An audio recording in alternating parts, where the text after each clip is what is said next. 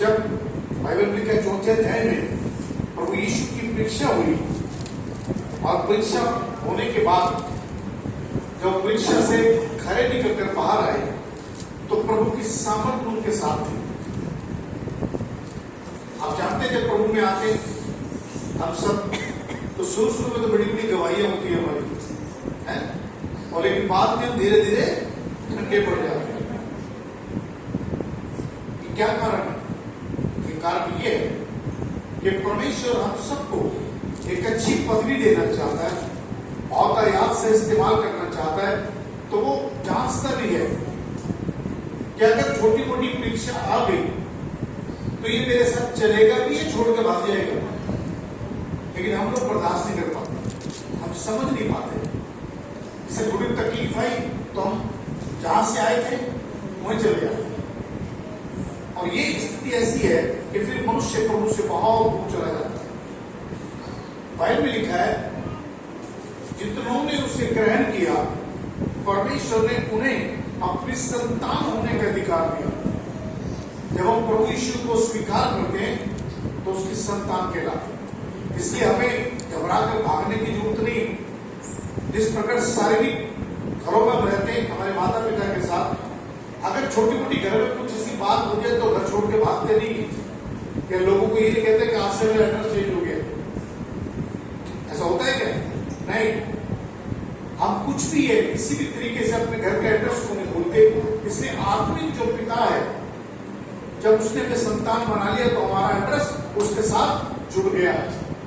तो यहाँ पर लिखा हुआ है कि जब प्रभु यीशु ने परीक्षा के खरे उतरने के बाद सामर्थ्य काम किए तो उनमें से बहुत बड़े बड़े काम थे। और ये था एक कार्य उस समय कोढ़ी को चंगा करना।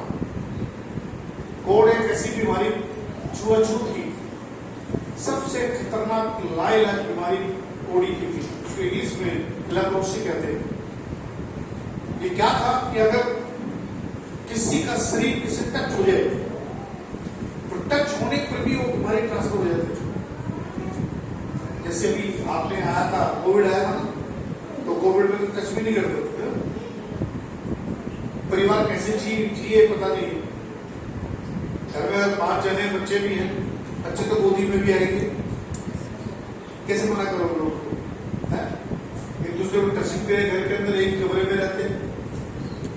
कई बार मैं जब टीवी देखता था और सुनता था दूर दूर रहो, फासला रखो, ये करो, मैं सोचता प्रभु इतना गरीब देश है हमारा, एक 10 बाय 10 कमरे में 5-6 आदमी रहते हैं, वो कहाँ दूर रहेंगे एक दूसरे से? लेकिन दावत एक बात सच है, जिसको परमेश्वर बचाना चाहता है उसे कोई मार नहीं सकता, उसे बीमारी छू नहीं सकती। तो इसलिए हम परमेश्वर पर इसलिए विश्वास करते कि वो हमारे निगे वाला है, वो हमें बचाने वाला है, वो हमारे जीवन को अच्छा बनाने वाला है। इसलिए जब हम प्रभु के संतान बनते हैं तो परमेश्वर हमारे भीतर ताकत पैदा करता है, इसलिए दुखों को सहन करने की। तो यहाँ लिखा हुआ है कि जो कोढ़ी था, एक कोढ़ी आया और उसने सुन लिया कि प्रभु यीशु मुझे ठीक कर सकता है। ये उसका अपना विश्वास था, ये उसका अपना विश्वास था। तो उसने आकर कहा हे प्रभु मैं ठीक होना चाहता हूं। बहुत बड़ी बात है कि जब भी हम सभा में आए तो सभा में आकर हमें पक्का बोलना चाहिए। भले हम कोई चिंता में, कोई तकलीफ में हो, किसी भी चीज के अंदर हो, आपको बोलना चाहिए कि प्रभु आज मैं ठीक होना चाहता हूँ, प्रभु आज मैं चिंता से मुक्त होना चाहता हूँ। दरवाजा बंद कर दो, मैं चिंताओं से मुक्त होना चाहता हूँ। परमेश्वर आज मैं चाहता हूँ कि तू मेरी प्रार्थना को सुन ले। ऐसा हमारे भीतर एक विश्वास होना चाहिए। इसलिए उसने बड़ी हिम्मत रखे, उस व्यक्ति ने पूछा कि प्रभु मैं ठीक होना चाहता हूँ। जबकि कोढ़ी आदमी की कोई छू नहीं सकता था। गांव में क्या होता था कि जिसको कोढ़ हो जाता था उसको एक कपड़ा दिया जाता था। एक जैसा आप देखते हो एमसीडी में काम करते और उनको कपड़ा सब दिया था, रंग बिरंगी सी बेल्ट चाहिए ना, ताकि वो दूर से दिखाई दे काम करने वाला आदमी। पहले तो नहीं था, अब दिया, गवर्नमेंट दे रही है। तो उसी प्रकार जो कोढ़ का रोगी था उसको एक कपड़ा दिया जाता था ताकि दूर से दिखाई दे कि कोड़ी है। और वो जब रास्ते में आता था वो चिल्लाता था कोड़ कोड़ कोड़, ताकि सामने वाला व्यक्ति साइड हो जाए या ये साइड हो जाए और वो निकल जाए। और गांव में घर में रहने का हुक्म नहीं था उसको, कोड़ी आदमी को। गांव से बाहर 1-2 किलोमीटर दूर खड्डे के अंदर, जमीन के ऊपर नहीं। अगर जमीन के ऊपर तो उसके गंदे कीटाणु जो है वो फैलेंगे और किसी को भी लग सकते।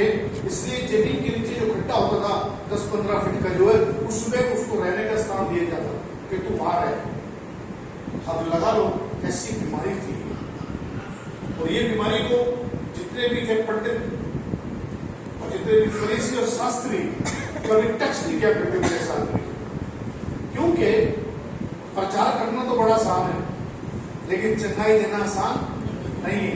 चंगाई तो वही दे सकता है परमेश्वर जिसके साथ। आमेन। आज धर्म की बड़ी बड़ी सभाएं होती है ना, लेकिन कोई भी धर्म में साधु गुरु कोई चंगा नहीं मिलता, किसी को प्रचार करता है बस और कुछ नहीं करते हो। प्रचार सुनो, उनकी आज्ञा मानो, ये मत खाना वो मत खाना ये मत खाना, बस शुद्ध हो जाओ। लेकिन हमारी बाइबल के अंदर स्पष्ट बात है, हमारे खाने का विषय ही नहीं है। सबसे खुशी की बात ये टॉपिक भी नहीं है ये मत खाना वो मत खाना। हमारा तो ये है विश्वास करो तो प्रभु की महिमा को देखो। हालेलुया। और विश्वास करोगे तो तुम उसको देखोगे अपने जीवन में, और बहुत बड़ी बड़ी बातें आपको देखने का मौका मिलेगा। सितंबर में मैं बीमार हुआ और 2 दिन तक मुझे पता नहीं था, लेकिन जब मैं हॉस्पिटल में था तो 2 दिन मैंने अजीब सीन देखे। मैंने बताया जो कहा, मैंने ऐसे सीन देखे जो मेरी समझ से बाहर है, क्योंकि परमेश्वर मुझे वो सीन दिखाना चाहता था। मुझे दर्द महसूस नहीं हुआ, कुछ नहीं पता चला मेरे को, लेकिन मैंने ऐसे ऐसे बगीचे, ऐसे ऐसे पेड़, ऐसे ऐसे नदियां, ऐसी ऐसी चीजें देखी, खूबसूरत एकदम लाइक स्वर्ग। मैं देखता था, सामने आंखें खुली हुई है मेरी, मुझे हॉस्पिटल दिखाई नहीं दिया। दूसरे दिन शाम को जब मैंने देखा यार कि खूबसूरत जगह पे पूरा कोई आदमी भी है या नहीं है, तो साथ में था एक कंप्यूटर लोग। मैंने कहा इतना भाई हाथ तो मेरे बंधे हुए थे पलक के साथ। मैंने कहा राजी, मैं बोला बिल्डिंग के ऊपर पेड़ है क्या? मैं पेड़ के नीचे अब वहां से पेड़ के नीचे आप हॉस्पिटल में हो, तो मैंने कहा इतनी खूबसूरत जगह, मेरा यहाँ तो पेड़ नहीं तो छत है ऊपर। अब अंदाजा लगा दो, और अगर मैं चाह के सपने देख लूं तो मैं देख पाऊंगा ऐसे। लेकिन प्रभु ने 2 दिन रखा, 2 दिन में बहुत कुछ दिखाया।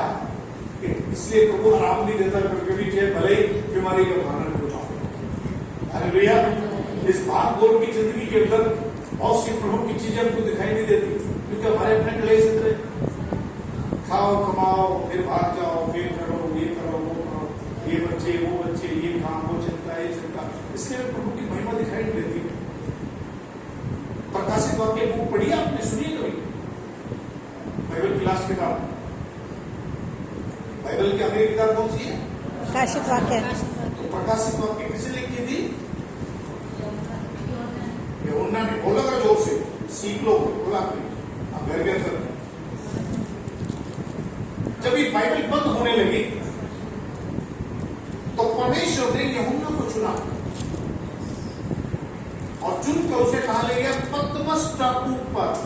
उनसे पतमस टापू। पतमस टापू, वो टापू ऐसा था 9 किलोमीटर लंबा और 6 किलोमीटर चौड़ा। उस पे लावा था। लावा समझते हो, समुद्र से आग निकलती है, लावा निकलता है, और वो जब ठंडा हो जाता है वो था पतमस टापू। जहां ना घास उग सकती, ना पेड़ उग सकता, ना वो पानी मिल सकता, कुछ भी नहीं। तो प्रभु यूहन्ना को वहां पर ले गए दुख की जगह, इसलिए ताकि ये दुख में कुछ और चीज ध्यान आए, सिर्फ प्रभु ध्यान आए इसको।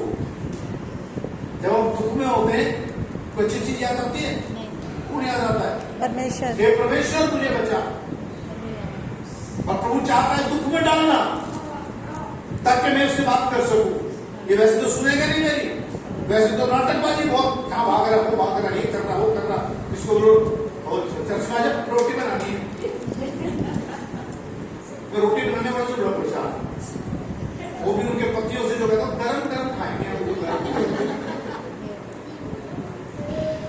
है ना। ये बहुत बीमारी है। नहीं, वो तो जब तक मैं जाऊंगी नहीं, वो तो गरम गरम खाएगा नहीं, ना वो प्रभु से बात करेगा, ना तुम्हें करने देगा, और रोटी रुकावट आ गई। इसलिए आजकल वो आता, अगर कोई ऐसा पति है, ठीक है, आप अपने टेस्ट में हम मना नहीं कर सकते, उन्हीं तो जो रखने का तो गर्म है। अरे कैश होता है, हॉट कैश, हॉट कैश है, समझते हो ना? बड़े सस्ते मिलते हैं, दिवाली को बहुत सस्ते मिल जाते हैं, 200-300 रुपए के हॉट कैश मिलते हैं। वो लो, रोटी बनाई गरम गरम और कपड़े में लगा कर उसको ढक कर पति से कभी भी खाए, तुम्हें तुम्हारी वेट करने की जरूरत नहीं। जब तुम आओगे तो उसे हाथ से खिलाओ, और मुझे लगता है हाथ से खिलाते हो कोई है नहीं ना? सुबह सही बता। पतमस टापू पर ले गया, और पतमस टापू जाने के बाद उसने यूहन्ना को दर्शन दिया पूरे ब्रह्मांड के बारे में और अपने आने के बारे में। तब वो सुनता रहा और ध्यान प्रभु पर रहा, और उसे प्रकाशित वाक्य लिख दिए। हमारे जीवन का भी इतिहास, हमारे जीवन जो भी अच्छा होने वाला है, ये परमेश्वर कभी कभी तकलीफ में डाल के हमें सिखाना चाहता है। हालेलुया। उसके बाद हम विश्वास में और मजबूत बन जाते हैं। और जब सब कुछ ठीक ठाक चल रहा हो, उस समय प्रभु से बात नहीं करता, उस समय तो सारा ध्यान हमारी जरूरतों पे लगा रहता है। सवेरे उठते तुम्हारे साथ युद्ध होना चाहिए, पता है ना? सुबह उठते तुम्हारे साथ युद्ध होता है। जैसे तुम उठते हो, चिंता तुम्हारे सामने आ जाती है और तुम प्रार्थना करते हो, और शैतान बार-बार तुम्हें तंग करता है, प्रार्थना नहीं करने देता। तेरे घर में आज ये नहीं है, तेरा पति ऐसा, तेरे बच्चे ऐसे, तेरे तो किराए पे कैसे देगा इस महीने का, जो नौकरी नहीं है बच्चे की, ये युद्ध है, वो युद्ध करता है। और जब तुम प्रार्थना करते हो, तकलीफ किसको होती है? शैतान को। अगर तुम्हारे प्रार्थना करने से उसको तकलीफ नहीं हुई, तो तुम प्रार्थना करने वाले नहीं हो, तुम एंजॉय करने वाले हो। इसलिए तुम्हारे प्रार्थना करने से किसी को तकलीफ होती है, तो हर रोज युद्ध में हम होते हैं, हर रोज युद्ध है हमारे साथ। सोते टाइम भी युद्ध है हमारे साथ, उठते टाइम भी युद्ध होता है हमारे साथ।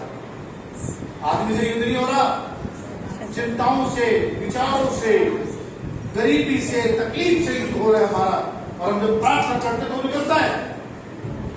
लेकिन जिसने डाला है तकलीफ में, जो तंग करता है हमको, वो परेशान होता है हमसे, बोले प्रार्थना क्यों करता है, इसको रोको। हालेलुया। हमारे पास कहते हैं कि सुबह उठ के प्रार्थना करते, लेकिन कभी कभी क्या होता है, जैसे हम सुबह उठते कोई हमको कलेश घर के अंदर, किसी ने कुछ कह दिया, तुम्हारा मूड खराब हो गया, प्रार्थना नहीं होगा। परमेश्वर हमें बहुत कुछ सिखाना चाहता है। उस कोड़ी को जो है, जब यीशु मिला तो कोड़ी ने कहा, प्रभु मैं चंगा होना चाहता हूं। उसने उसे छुआ और वो चंगा हो गया। हालेलुया। जब चंगा हो गया, तब उसी की भाषा में प्रभु यीशु ने बात की कि तू किसी को मत बताना। कितनी बड़ी बात है। आज हम क्या कहते हैं, अगर आपको चंगाई मिली, सबको बताओ, दुनिया को गवाही दो। और उस समय लोग जो विचारों से व्यवस्था के गुलाम थे, रूढ़िवादी लोग थे, उनको समझाना इतना आसान नहीं था, बहुत मुश्किल था। आजकल के लोग पढ़े लिखे हैं, समझाना बड़ा आसान है, लेकिन उस समय समझाना आसान नहीं था। कट्टर लोग थे। तो उसने पता क्या कि उनकी भाषा में क्या कहा, सुनो तुम इसको बताना मत, और जाके मूसा की व्यवस्था के अनुसार जो तुम्हें चढ़ावा मंदिर में चढ़ाना है, वहां जाके चढ़ा। पहले क्या था, अगर कोई कुछ हो गया तो कबूतर, बकरा, जो भी है छोटी मोटी चीजें, वो जाके बेटा हो जाके चढ़ा हुआ उसको बोला गया। पहले के टाइम में केले संतरे नहीं हुआ करते थे, चढ़ रही केले संतरे तो अब हुए बाद में, समझे? क्योंकि दुनिया के रोज बकरे काटेंगे तो फिर गड़बड़ हो जाएगा, तो कहां से आएगा? तो ये चेंज कर दिया शैतान ने आके का प्रोग्राम, तुम एक काम करो, तुम लोग मेरे साथ लेकिन चलो छोड़ दो बलिदान, ये दे दो मेरे को केले संतरे। तो आज क्या करते हैं, केले संतरों पे हमारा ध्यान। बाइबल कहती है कि यीशु ने उसको कहा कि जाके मूसा की व्यवस्था के अनुसार चढ़ावा चढ़ाओ, और पहले से क्या था, किसी को बताना मत, क्योंकि मनुष्य में कमी है सब। अगर तुम कहोगे ना प्रभु ने जो तुम्हारे साथ काम किया जाके बताओ, कभी नहीं बताएगा। और किससे कहो बताना मत, पता होता है उल्टा है, नहीं होता है ना, फिर खुशी खुशी बताएंगे। जैसे दोस्त है, अगर कोई फ्रेंड सर्कल में दोस्त है, अगर मैं किसी को कहानी बताऊं, कुछ चुगली करूं, ये कहूं लास्ट में तो बताना क्या, अच्छा जो बताऊंगा पक्का अपने अच्छे दोस्त को, जो कोई दूसरा दोस्त होगा उसको बताएगा, पास्टर जी जैसे बोल रहे थे, तो किसको बताना मत। वो सुनेगा तीसरा, वो अपने दोस्त के पास जाएगा, क्या पास्टर जी योगेंद्र को ऐसा बोल रहे थे, तू बताना मत किसी को कि मैंने बताया। करते करते घूम फिर के पास्टर के पास जाएगा, पास्टर जी आपने उसको बोला। तो जब कहा जाता है बताना मत, तो बताते, और जब को बताना बताओ तो कोई नहीं बताता। घर में कहो योगेंद्र मैं तो बताओ, उसको बता दो जाके। आप बोलो मैं क्यों बताऊं यार, मेरे कहने तो तुम रेडी, तो आप बताओगे। बाइबल कहती है कि उसने कहा कि जो चढ़ावा चढ़ाना है जाके चढ़ा दे, और उन्होंने जाके चढ़ावा चढ़ाया, और ये बातें पूरे नगर में फैल गई। आज भले चेन्नई छोटी हो या बड़ी, लेकिन आज ये बात सब नगर में फैल जाती है प्रभु यीशु के भक्तों के द्वारा। हम सब उस बात को बताते फिरते हैं, सबको कहते हैं कि देखो प्रभु यीशु जीवित है, वो प्रार्थना सुनने वाला है, और हमें उस पर विश्वास करना चाहिए। तो इसलिए हम सबको सीखना है और मालिक के पास आना है, ताकि मालिक हमें वो ताकत दे और सिखाए, और उसकी महिमा हमारे जीवन से। हालेलुया। आइए प्रार्थना करेंगे। Lord, thank you, Jesus, hallelujah. महान प्रभु जीवित खुदा, राजाओं के राजा प्रभु आपका शुक्रिया था। मालिक ये तेरा रहम है और जीवन देने वाले आप पिता।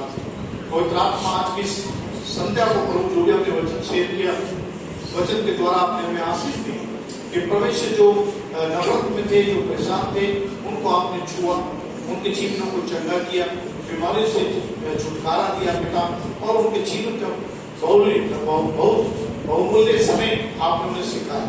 और आत्मा रहम कर हम सब पर, ताकि परमेश्वर जब भी सभा में आते ये सोच कर रहे हैं कि प्रभु आप हमारी अगुवाई करें और आप हमें चंगाई दें पिता। और आत्मा रहम कर तेरी महिमा के लिए, लेकिन जो हम चीज देखते हैं और सुनते हैं तो लोगों को बताने वाले बने, ताकि तेरी महिमा हो। सरादर सारी महिमा हम आपको देते हैं पिता। ये प्रार्थना तेरे बेटे यीशु के नाम में मांगते हैं, सुर और कबूल कर। आमीन।